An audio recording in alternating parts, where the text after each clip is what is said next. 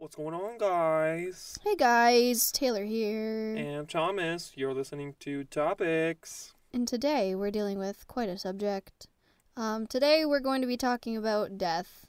I'd like to give out a trigger warning here. If any of you are uncomfortable with that, for whatever reason, that is perfectly fine.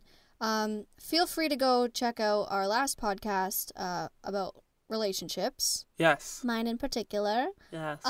So yeah, feel free to check that out, or if you're down and interested, then stay tuned. Stick around. It's going to be a good one. Great. Anyway, now that we have that all set up.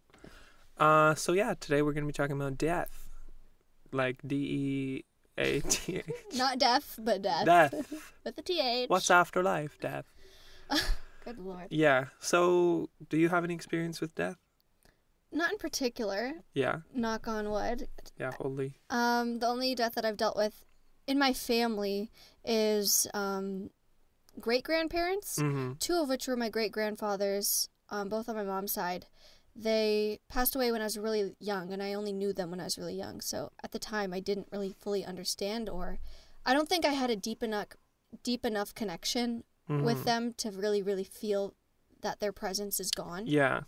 And more recently, in 2014, I actually got to meet my great-grandma Jeanette, who I'm named after, and that Christmas she passed away. So it's kind of like, I mean, this is my personal belief. I feel like it was God, giving me and my brother and my cousin that opportunity to meet her before it was her time to go. Mm-hmm. Especially me, because I feel so connected to her because I'm named after her, and I've heard so much about her. Yeah. My entire life. So She's like your Joanne. yeah. Yeah, I guess you could say that. Yeah. But, so she passed away, and I really, really felt that. But other than that, nobody directly in my life. Just, I guess I've experienced people close to me in my life experience death themselves. Yes. Yeah. So do you believe, so you mentioned, it being God's plan, that alludes to, you believing in heaven? Yeah, I do. Yes. I believe in that as well. Oh, really? Yeah. But do you believe, if you're, not a believer, do you go to heaven? In some ways, yes, I feel. Care to elaborate on that? Because, I mean, I'm not going to try to, justify everything, but I feel like, personally, I think that, God wants to help you. Yeah. And he wants to help those that, don't believe, and he forgives them. Mm-hmm. And I guess I thought, to be honest, that's as simple as that. That's straight up what I guess I feel. Yes, that's true. I think a lot of people feel the same way. But in terms of other people believing in different things, yeah, I believe what they believe is going to happen to them. I can believe in what I believe here, yeah, and you can believe in what you believe there, and we can coexist. And yeah, I think that coexistence is the big word there. Because a lot of people think that this is what I believe, so what you believe ain't the truth. Exactly. But I'm not about that. Mm-mm. I've never really had issue with that either. I think it's really cool. I feel like it's very fascinating to think about and have a conversation about, Yeah, life is so three-dimensional. Oh, yeah. It doesn't have to be one thing or another. But yeah, for myself, unfortunately, I did have the experience of losing a very close friend of mine just recently. Her name was Charlotte,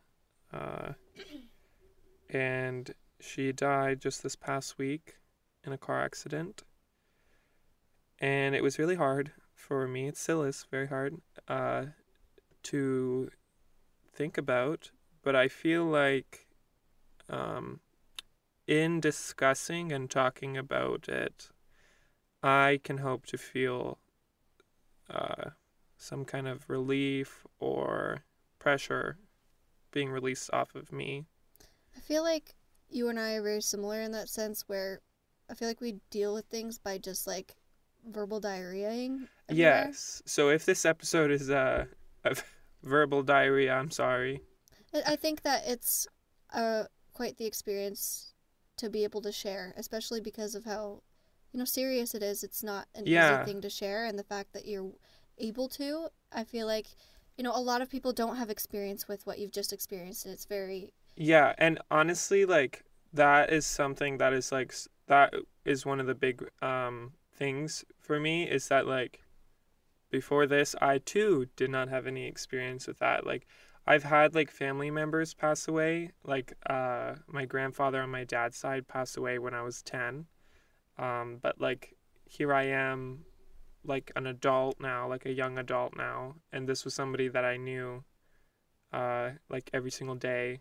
Somebody our age too. Yeah, Like, someone literally our age, and like now they are gone. So it's very sad to think about.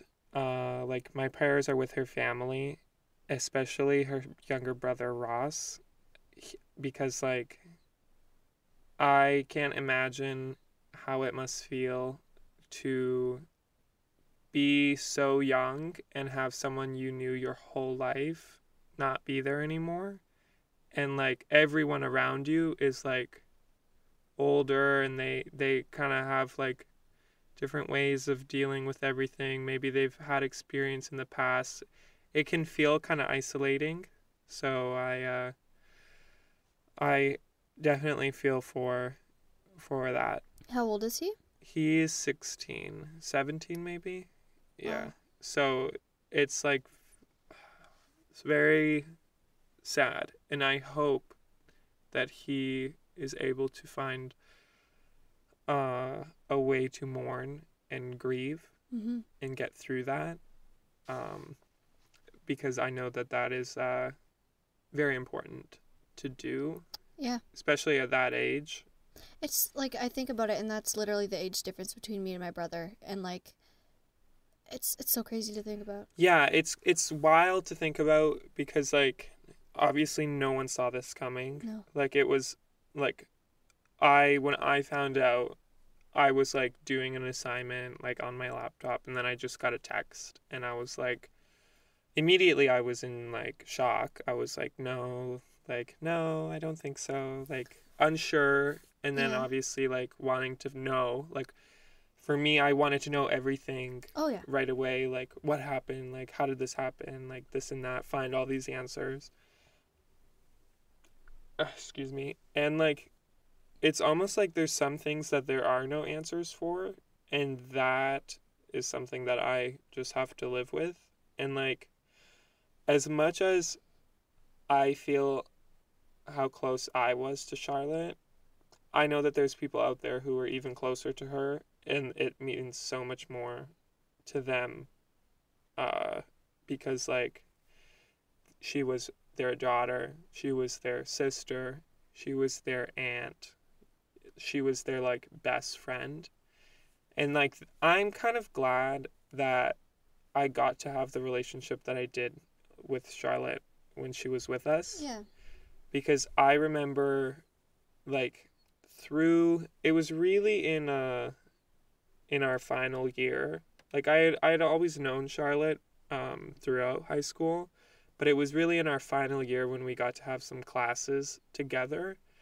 And I remember like we had our English class together and we would always be in a group together. Like it would always be like the two of us and then there were two other girls who would be in our group. And there was never a moment where like I was mad at Charlotte for anything or there was any kind of discourse there. There was moments where there was discourse with the other people in the group, but Charlotte always acted as like the mediator, which like I'm grateful for because if she didn't do that, then like I don't think that class would have been as successful as it was for me. What class? It was English, so it Okay. was like grade 12 English. And yeah, just like I really got to know her through the like doing group assignments in there and like we would like do assignment group work outside of school and like I'd go to her house. Like I've been to her house a few times. Like I went swimming there, but the biggest thing for us in our friendship was just like the immediacy and the spontaneity of like the two of us. If one of us wanted to hang out, the other was always like willing, Yeah. and like we just were like free and available. And I feel like that relationship that you had is something really, really cool to look back on, like Yeah, so special. because I don't have bad memories. Yeah. I don't have points where I wish I had said like something else. I wish that I hadn't done like something wrong. Like I don't have any of that. It's literally just good memories. Yeah. And I don't know if that's like my mind like getting rid of any bad memories. Well, I feel like it's a good place to be in. Yeah, I'm really thankful that I'm in this place because I know that there's probably people out there who do feel like they wish they had like corrected their conscience or like mended some relationship. But you know, like for those people, it's a different grieving than I face. Yeah. So like it's still obviously difficult for them, and like that's valid. But Everybody has a different relationship exactly with her, right? Like you can't exactly, compare yours yeah. to anybody else's, and nobody else can compare theirs to yours. Yeah, and I remember like there was for our one English assignment we had like we were reading The Great Gatsby. Yeah. Gatsby, sorry. Gatsby. Yeah, I was gasping. The Great Gatsby, and like it was for the final assignment or like the ISU. It was like a group project, and each group got assigned like a different topic and like a different assignment basically. Okay. And we had to like make a presentation and then do like an activity. And the activity that we got assigned was an evening of excellence. So like 1920s glamour, like love. yes, it was like. And the thing is that we could have like just been like, okay, we could have done this, but we as a group like consciously made the decision to go all out on this. How could you not? And like make it something to remember. And I think anyone who was in our English class there remembers that day. That's great. There was so much planning that went into it, and like we went crazy overboard with like a budget. I think we spent like $150 on this project. What did you spend it on? So part of the thing that we wanted to do was like a fashion show, like a 1920s fashion show. So we hit up Value Village and we got like 1920s-esque attire, and we had a little runway that we did, and then we wanted to teach everyone a dance, so we all like went to Charlotte's house and learned the Charleston dance. Oh. And that I remember how hard that was for us to Yeah. do. Like learning it was like it's so like it seems so simple, but it's so much fast movement that like Oh, yeah. if you don't like know and you're not in the rhythm of it, it's like very easy to get lost in it. Yeah. So we spent like a really long time learning that, and That's fun, though. yeah, it was so fun. Like I remember like doing it was just like so much joy, because we also like another part of it was that we did like a little like a lunch thing. Like we made food. Oh, yeah. We made like pigs in a blanket. We made some like cookies and like lemonade and whatnot. We had like sparkling apple cider that was like, you know, de-alcoholized. That's so much fun. Oh my god, it was so much fun. And yeah, like we on the day of we taught like the whole class. Like we all learned the dance and we taught the class the dance, and we were like How long was this presentation? it was probably like the class period. It would have Okay. been the class period. That's awesome, though. Yeah, and we like decorated the class like in 1920s theme, and we had like we gave somebody like one person in the class like an invitation to the party, and it was kind of like one of like if you read the book, like The Great Gatsby, he throws all these extravagant parties. Oh, yeah. And like the narrator, I think his name is Nick. Yeah, Nick Carraway or something like that.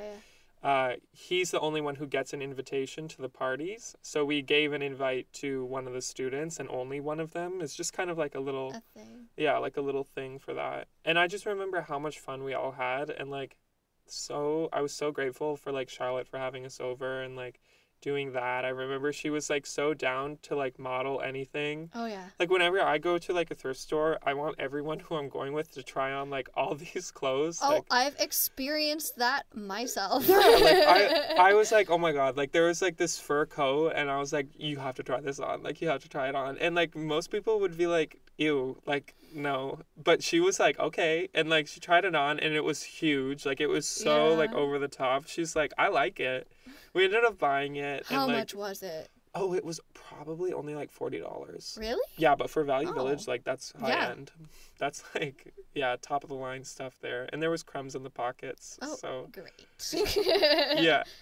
And yeah, like we just had such a good time. And like I was saying, when we would hang out, we would just like go we would just go to get coffee at like like we were getting coffee at probably like 10 p.m., 11 p.m., sometimes midnight. Because I would just message her. I'd be like, "Hey, do you want to get coffee?" And her response always was, Yeah. "There's always time for a coffee." And like we would go and talk about like what we wanted to do, and like throughout the school year, as like our plans for the future like progressed and developed, it was always interesting like hearing from her and like talking to her about that, because as much as like we were friends outside of school, like in school we didn't really see each other that often outside of like English class, Yeah. because she was going to school for firefighting, and I was like getting ready to go to school for filmmaking, so I had like all art classes and she didn't. um but yeah, I remember like it being something where there was like a genuine connection with someone, Yeah. because like we didn't have like everything in common, but we were still able to like build this friendship, which I'm so grateful for. And like, yeah, that's pretty much like I said, I don't have a bad memory of it. Like, It's interesting though because like out of like all of the conversations that we've had, and especially like about, you know, our lives at home and stuff, it's weird that I've never heard you mention yeah, her it's before. something, because it's not like Charlotte was never one for like popularity or for like glamour. She was very fine with like being like reserved. Yeah. You know what I mean? Like she had her group of friends and like that was that. But like our friendship kind of existed outside of any like friend group that either of us had. It was like it truly was like genuine human connection that was the reason that we were friends, because like she went to school in a different city, like she not in Windsor. I go to school in a different city other than Yeah. Windsor, and like even after we graduated high school, we stayed in touch, like, and we would still like catch up when we would both be in Windsor. We'd go and get coffee and just talk about like how like school's going Yeah, and that's really nice. life. Yeah, and it's like it's sad because that's so rare where like you actually have like a genuine connection with someone that like regardless of your interests or your proximity to them, you can still have like a strong friendship with them. Yeah. And like I'm just grateful that I got to experience that, because just think about how many people out there never like don't ever get to experience something like that. Yeah, like I said before, like it's so great that you have that really, really special experience that um, you might possibly never experience again. Yeah, yeah, and like just thinking about that is like really that was something that helped me a lot um That's good. through everything, because like I know for some people it feels like there's still so much more, and like I feel that way as well. Like I feel like Oh, obviously yeah. when you're gone at like 19, like Charlotte turned 19 on February 19th, and I celebrated her birthday with her, uh Yeah. and like there's still so much life ahead of you, and that to for that to get cut short is so it's so like crazy to think about, and like you don't really understand it, uh but like I said, like you just have to make the most out of any time that you have while you're here. And like that's something that I wasn't necessarily doing with everyone before, Yeah. but in a strange way after seeing Charlotte leave, that kind of has bumped itself in a priority in I've my kind of life. experienced the same thing. Back in November, a girl from my high school who is my age, she only went to my high school in grade 9 and 10, but she was very, very close with a lot of my friends. I wasn't personally close to her, but like I said, a lot of my friends were really close with her. And so she had moved away in grade 11 and 12, but maintained that incredible, you know, Mm-hmm. contact with these people Mm-hmm. just based on like the relationship that they've had since they were children. And back in November, I think she passed away, and it was a situation where it was like completely out of nowhere, and nobody saw it coming, and it hit a lot of people like really, really hard. And even though I wasn't really close with her, the fact that somebody my age Yeah. just gone out of nowhere, it really, really puts things into perspective. Like, this could literally happen to anybody. Yeah. And like, And I was watching all of these people that I know, and some of which I'm close with, like, really, really grieve this. And I'm like, this is terrible. Like, it's incredible at the same time, though. Like, it's so surreal. yeah. I don't know how to describe it. Like, I mean, I wasn't even the one that was experiencing it really firsthand, but it was still so surreal. Yeah, I think it truly is surreal because like when you find something like that out, you're immediately ripped out of your reality. Oh, yeah. And you're just like all of a sudden you're on this new plane of like life is different now. I'm not sure how, I'm not sure what this means for me, but I know that life isn't the same anymore. And like something has changed and it will never go back to the way that it was. And like adjusting and finding your senses is like, I think that is like one of the hardest parts because it's just like you didn't choose to make that jump. Like you didn't choose to have your life No. like woken up. It's almost like it's like an awakening of like it's like life knocking on your door and being like, hey, like none of this is real. Like Yeah. things happen and the world, the way that you see the world right now isn't always going to be that way. And like It really puts things into perspective. absolutely it does. Yeah. And I don't even like it's so strange that it takes something so sad and so like hard to do that. Yeah. Well, back in January, I went to this concert for Avenged Sevenfold, one of my favorite bands. Actually wearing their toque right now. Anyway, there's this song that they have called So Far Away, and it is actually a song about their original drummer who, passed away very suddenly, I guess you could say. Yeah. And it really struck them. And it's basically about having so much more to say and having so much more to do with that person and having so much more life to live with that person, but they're so far away. And during that song at the concert, I've seen on YouTube and stuff, but having experienced it in concert was absolutely incredible.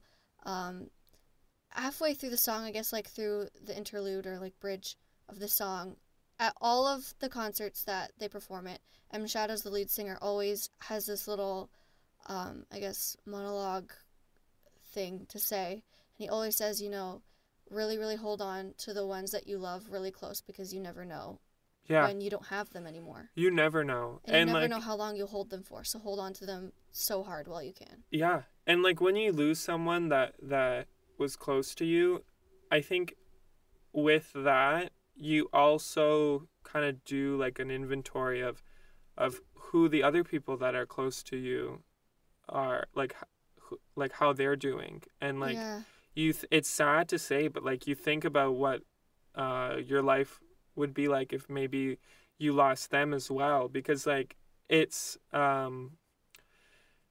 lot to process, and like I feel like your mind tries to make sense out of it and like look for other things for comparison, but when there is nothing to compare to, I think your mind kind of goes and like tries this loss against like other losses, and it really makes you want to pursue like a connection with everyone else just that much more, because for exactly that reason you don't know how long you'll have. And like sometimes you might have a lifetime and sometimes you don't. It's so crazy. And like thinking about that subject, there's been so many conversations and situations that I've had about it, but having never experienced it in person. Like, for example, I remember in grade 11 religion class, it was world religions, my teacher liked to go on rants about random things. Mm-hmm. And one of them was how basically that, some people are meant to live forever. Some people, their time is early, but everybody's born with a different length candle. And, as soon as you're born, that flame is lit. And sometimes some people have shorter candles than the others. Sometimes people's candles burn out faster. Mm-hmm. And, at the time, it was so, I was like, that doesn't, I don't, what?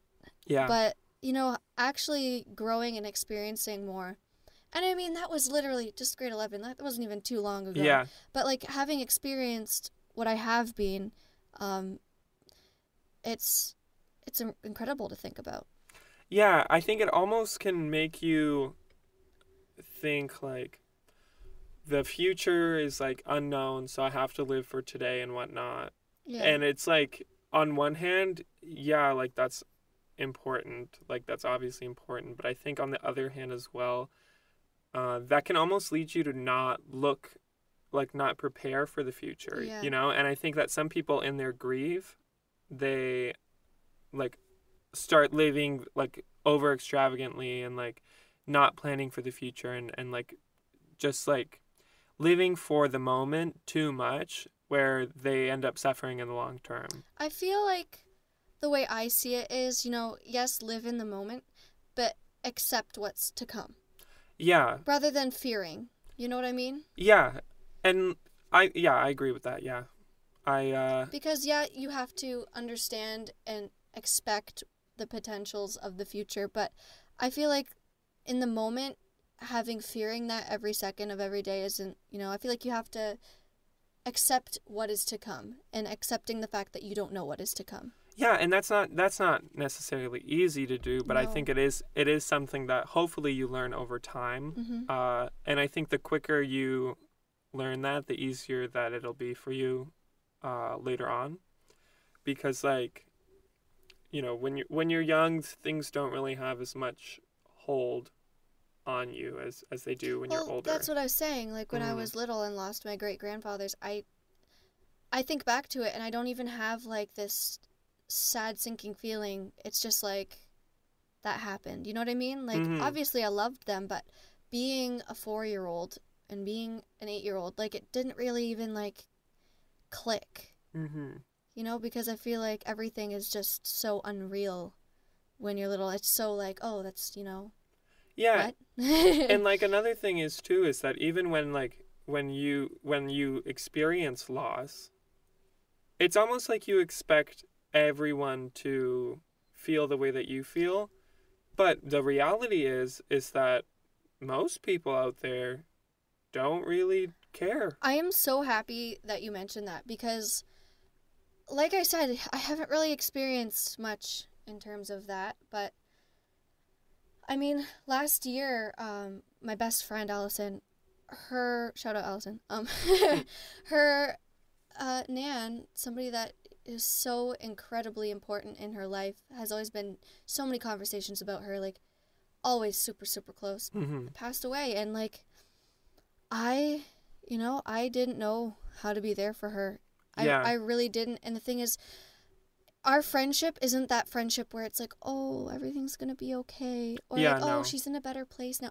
What do I say? Yeah, And exactly. so when you called me, obviously, as soon as you didn't say hello, Yeah. you said, hey, I was like, oh shit. Yeah, what the fuck's because up? normally when I call you, I'll say hello, Hello?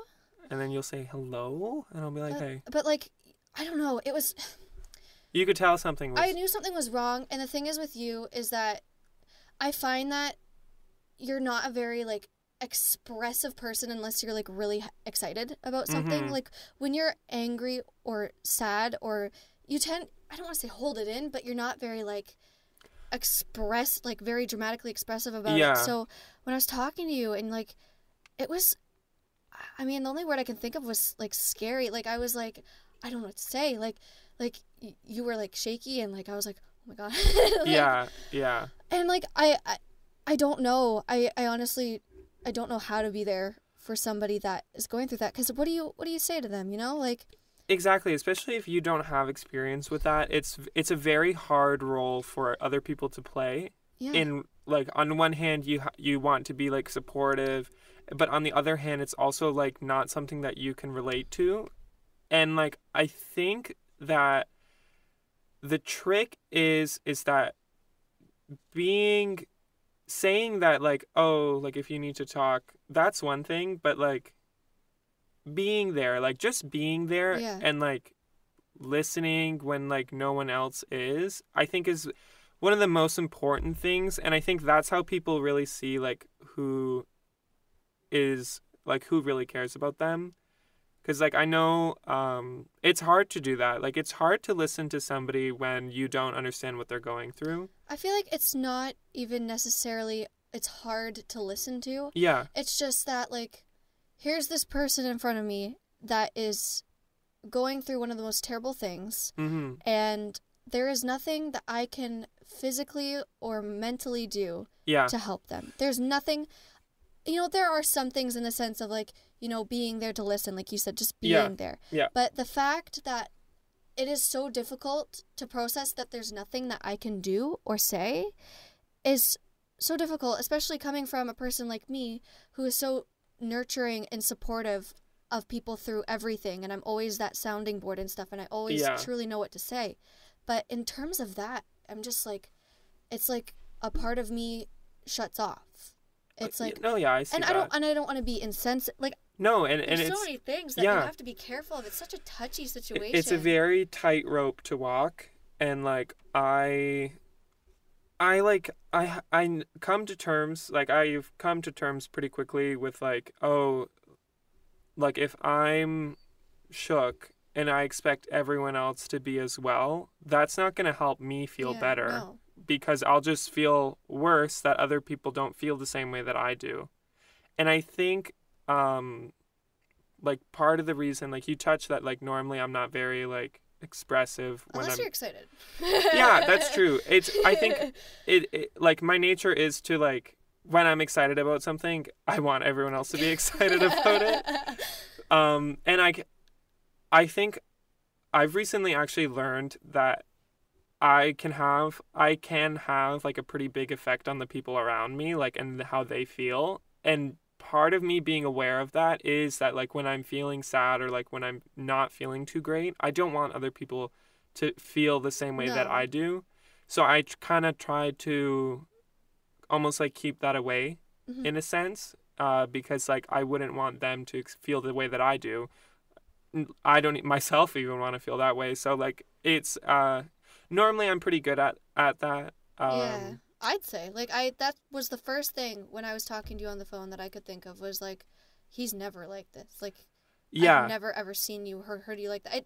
I felt absolutely terrible because I had to leave, and like all I wanted to do was just like, I mean, I don't want to sound like sappy or whatever, but I just wanted to go like be with you, and like just be there. And I felt absolutely terrible because like I could have, I don't know. I'm really sorry. No, it's fine. That's the thing is that like you don't have anything to be sorry about. No, I know. I really wish I could have been there. Yeah. And like, honestly, to be honest, as soon as I found out, like I was like, I need to go home. Like I can't allow myself to be here right now because I am like destroyed. Like I was in such a state of shock that I didn't know how to behave, and like I didn't know how to conduct myself while I was here. So I knew that I needed to go home. And like the thing is that I could only go home the next day on Saturday. And I just had to get through the night and do that. And like to be honest, I went out. I did. Like the thing that so what happened was there was like a plan for like a St. Patrick's Day party, and I was going to go anyway. And when I first found out, I was like, well, I'm not going to go now. Like, I'm not in the mood for that at all. Like, I knew that it was going to be like a lot of people celebrating, and I was going to be like not celebrating. And like part of the reason why I decided to go was because the alternative to that was me sitting in my room alone and just like I knew that I could not be alone I understand at that. that time. So like that was kind of like my way of not avoiding what happened, but kind of like keeping myself from falling into this like pit of like I'm alone here and like nothing can help me and whatnot. Let me just say that makes a lot of sense. And what I'm about to say, I just like to say in advance that they have no relation. I'm not saying that this is at all comparable to your situation, but when he broke up with me, I remember I texted you. I was like, I don't want to be alone. Mm-hmm. Let's hang out or do something. Like, Yeah. it's the same idea. Like, you don't want to be, because I feel like when you have that opportunity to sit alone, that's when everything ruminates and everything is like... Yeah, and I knew that here was not the place No. for that. I knew that when that was going to happen, I needed to be around like my family and like the people who knew Charlotte as well. Of course. And like I just knew that that's the way that needed to happen. Mm-hmm. That being said, in the time between I went to this party and when I found out, I did do, like, I was alone. I had to be alone. And, like, I could see that was already starting to get destructive for me because, like, I went to the mall and I went shopping. Like, I just went and bought, like, a bunch of clothes. Which feels good. Which, like, yeah, it felt good at the time. But, like, I know that I can't afford to be buying clothes, Well, like, willy-nilly like that. And, like, I was going to get a haircut and, like, I was just, like... Haircut. Yeah. Haircut. I was going to, like, do all this and, like, I had all these plans. Yes. And, like... I could see myself like slipping, and I was like, No. oh my goodness, like this is like, but also like it's all that I could do, like, and I knew that It was if a I coping stayed, mechanism for sure. and if I stayed, it would have just been more of that, and I couldn't do that. No. So yeah, I went to this party, and like at first, I'll be honest, like at first it was everyone else celebrating and me being like, sad because like obviously I couldn't. No, it was the day of, like... Yeah, I couldn't... There could not have been, like, a more of a disconnect between me and the other people there. And, like, the way that I got around that was from drinking. And, like... And that was, like... Which that didn't lead to... Yeah, it didn't help me. The greatest of things. It didn't help me at all. It literally did not, like... drinking is not a good way of coping with anything. Let me just say, whenever you and I go to any kind of event like that together, you don't really drink that much, like... No. And so, like, you're always the one that's, like, faking to be drunk for fun, because it's funny. I'm the king of, so, like, faking it. I can tell when you're... Obviously, I know when you're faking, because we go around to parties together, and you're like, oh my god, like, I'm so gone. I'm like, oh my god, everybody's buying this, and I'm standing here, like... Fuck off. Yeah, because then at the same time, when no one else is around, I'll be like, yeah, I got him, didn't I? Like, fully, like, exactly. present. I love it so much. It's so funny. But I told you this today. Yeah. I knew you were drunk. Yeah. Because I get the Snapchat close-up of the face, just, like, full face, like, right in there, and it says, I'm drink. And I'm like, I bet you are. Yeah. I mean, and the thing is, I don't remember that. But it makes sense because I was thinking about it. I'm like, the U and the I are next to each other. So you probably meant to type the U and you put the I and it goes, I'm drink. Yeah. And like, honestly, but anyway, yeah, I don't think that drinking is a very good way of coping with anything because it does not... It's destructive. Absolutely it is. I mean, in your situation too, very... very obvious that it is not a good choice. Honest to God, like, more than anything, I've realized that when I am drunk, I become very goal-oriented. Mm-hmm. Like, very goal-oriented. I could see that. And, like, what I want, I will pursue. Yes. And, like, I won't listen to other people.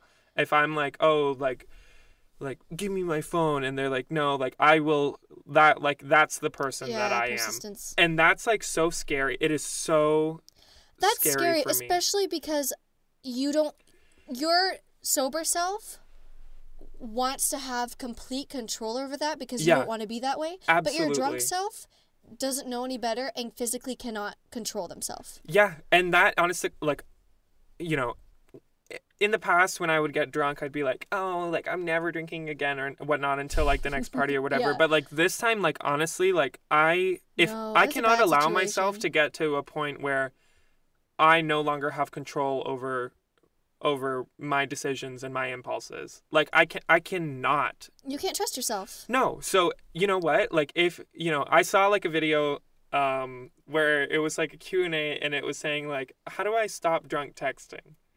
And Stop the answer drinking. was just stop drinking. Yeah. So honestly, like I'm not like I've put, not that I had it like I was like a very frequent drinker or anything, but like I have put that away. Like that is behind me. That is in the past. Like I'm not doing that. Normally in the past, I would literally only drink to get drunk. Like that would be it. Yeah. And now, no. Like that's not happening. So No. if you guys have seen me, the listeners, if you guys have seen me when I was drunk, that's hold on to those memories because that's the last time. To be honest, I don't think I have. So I get Yeah, to I keep don't drunk, fake drunk Thomas. Yeah, there's a few people out there that have, Yeah. and like I feel bad for them, but like I'm just not, and it's just something that I'm deciding to do for myself Yeah. because like No, I get that. I cannot anymore, and it's so scary because like the worst part is afterwards waking up and like not knowing what happened, Yeah. and like oh, that is the most terrifying thing to me. I've never experienced that, and I Yeah. don't plan on it. I really don't. The thing is, for me, is that when you could say that I have it good when I get drunk because I don't get hangovers. Like I don't get like a headache, and I don't like I'm not sensitive to light or whatever, like sound. It's Yeah. all fine. Like normally when the next morning I'll be up at like 8 a.m. like ready to do everything. Just as usual. Yeah, like unaffected in that way. I know that there's some people like my friend Martin. He gets like Hey, Marta. he gets like horribly like sick. Like he feels sick I feel sick. afterwards. I He feel has like a horrible headache. See, the thing is, like, all I hear about is this headache, light sensitivity, Mhm. can't handle noise. I just get really nauseous. And like I feel so bad for him because like when he's experiencing that, I'm like like Yeah, no, it's not a good time. it's not. And like you think that like, oh, you got the good straw, but like no, I didn't, because like I don't remember, like if I get drunk, I don't remember what I do. Like I do not remember. Not only, and this, I feel like this is a good point too. The fact that you can't trust yourself, it's very scary because you are a potential threat to not only the people around you, but to yourself as well. Yes, and I found that out on Friday. You did. And Hopefully. Yeah. Because afterwards, like, Saturday morning I wake up. My train was leaving at 12 to go. I woke up probably 8 or 9 maybe. I don't know, you called me like, Yeah, I think I mid-morning. slept in until like 9. But I woke up and there was blood, like, all in my nose. ugh. Like, black blood. I looked at my lip, it was bruised, my chin was bruised and like Yeah, scraped. that was awful. And like, it was just like so like Scary. literally scary because I don't remember that. Like I don't remember that. I don't know Well, where good that thing came you from. don't remember the pain that it took to get that way. Yeah. Honestly, because like I was like, and then I'm trying to figure out like what happened. I'm trying to find out like You called me. I mean, after I knew that you were hurt because you sent me Snapchats or whatever. Yeah. But when you called me, and My your lip lip- was fat, and I was like, yeah, I had a fat lip. yeah, the fat lip, and I was like, oh my god, Yeah. you did hurt yourself. By the way, I'd just like to say, my mom. Yeah. Every time I talk to her, is Thomas okay? Is his nose better? I'm like, Mom, yes. Oh my God! Shout out to Shannon. Mom, don't worry. Thomas is okay. Does he have black eyes? Like, if he got punched in the face and the nose, like he could have. Yeah. Mom, he's okay. And you know what? What happened is kind of up. It is a little bit contested because, I was told from some sources that it was self-inflicted. I fell. Like I just fell, hit my nose, hit my face on a desk, something to do with that.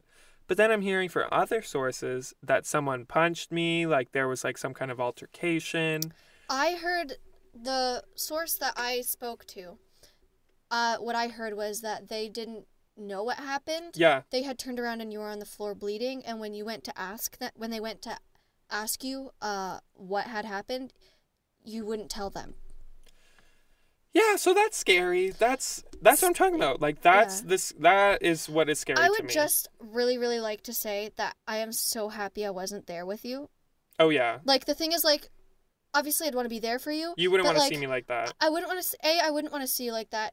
B, based on how scary the fact that you don't remember anything that you did really, or like the way you were acting, like, I feel like I wouldn't know how to handle you. Oh, absolutely. And, like, I feel like when you and I go to parties together, it's kind of like, I don't rely on you, but, like, I get really socially anxious in those types of situations, so I kind of do rely on you. You have social anxiety?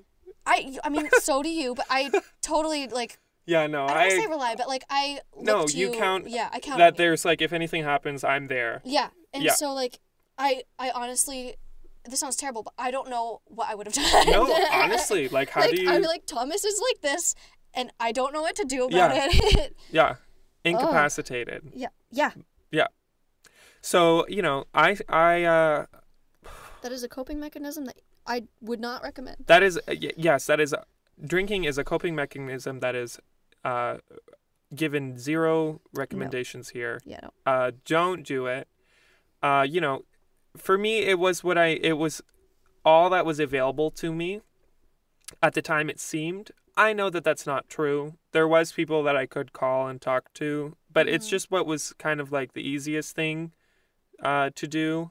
And of course, like, I thought that it was going to, I knew that it wasn't going to make anything better, but I thought that it would at least get rid of... It was an in the moment, impulsive decision. Yeah, no. That is something that I regret doing. That is something that I regret doing because I still have a busted lip.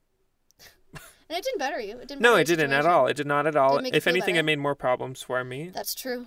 And those problems have yet to be solved. Working on it. And I'm not sure what's going to come of them. But all I know is that I think something that I do have going for me, and that, like, I've always had going for me, is that when I do something wrong, I am immediately ready to own it. I feel that's a very, very mature. Yeah, and like that is, and I'm always willing to talk about something that I did that is bothering someone else. Of course. I don't shy away from confrontation like that, and it gives me satisfaction and kind of puts me at peace, knowing that any kind of dispute or anything that I have has gone, like, solved. Yeah. It's like, it's done and it can bury behind me. I know that some other people aren't like that. And that's usually where there's issue with me, is because, like, I can't force anyone to say, like, I can't force anyone to talk. No. So, you know, I'm trying to figure stuff out. You do have receipts, though, so. I do. She has receipts. She has the receipts. Some of them are incriminating, but it's whatever. Well, you know. That's the thing, is that I'm fully willing to accept anything wrong that I did on my part. If anything, you want to know, especially absolutely, the fact that you and I feel like I do deserve to know. You deserve to know, especially the fact that you want to better yourself from it. Yeah, and that's the thing, is that I can have no fear in trusting and being honest. Like, I know that no wrong will come to me if I just say what I need to say, and I say how I feel. Because nobody ever says, like, oh, I wish I didn't say how I felt. Well, that's how you felt. Yeah. Just be like Kennedy from freaking RuPaul's Drag Race. Sometimes I literally feel like Kennedy, and then sometimes... You kind of are. Yeah. It's true. I can talk slowly. I can talk me when I'm drunk. I can talk very slowly. Yeah. Yeah, no. That's where you're at. Yeah, it's very hard for me. There's a lot to go. Well, I feel like you're surrounded by, you know, quite a few supportive people. That is true. And also, on the other hand, I know that, like, whatever happens, and, like, I mean, everything happens for a reason. Yeah. And sometimes I can get really anxious about things, but I just know that, like, even if I'm anxious, things will still happen. So, like, me stressing about something won't stop anything from happening. You know what So me dealing with your anxiety is? What? Knocking on doors. That's so true. That's so true. No, it's so funny though. You're so confrontational and like it's I don't know, like you come across very superior that way, but when it comes to knocking on somebody's door, I'm the one that has to do it. No, yeah. That's so true. It's so funny. I'm like, are you for real right now? Like Yeah, maybe we could talk about that in the next yeah, episode. I love that. Yeah. But anyway, yeah, hopefully this hasn't been too morbid. I feel like you needed this. Yes, I feel I feel better after having this conversation. Obviously things don't just oh yay, my life has changed, Yeah. you know? But I'm really glad that we had this conversation. I think it's really important, and I think it's a really incredible story to be able to share with the world, especially because so many people our age don't. God bless that they don't have to. Oh yeah, experience it. absolutely, absolutely. So yeah, that's Yeah. that was our experience with death. Yeah. Yeah. So thanks for listening, Yeah. and Stay tuned for. stay tuned in the next 2 weeks for a new episode. Yep. And yeah, follow us on social media. And I still have I still have something to say, you know. What is that?